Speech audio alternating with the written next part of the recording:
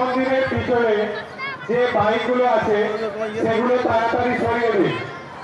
ফাল্গুনী ভট্টাচার্য শিব প্রমাণ করেন আপনারা আপনাদের দায়িত্ব পালন করুন। মায়ের মন্দিরের পূর্বদিকে যে সমস্ত ভক্তমন্ডলীর পাঠা মহল আছে ওনারা নাম লেখাবেন। শিব মন্দিরের পিছনে যে সমস্ত বাইকগুলো আছে সেগুলো তাড়াতাড়ি সরিয়ে দিন। শিব মন্দিরের পিছন থেকে বাইকগুলো সরিয়ে দিন দয়া করে।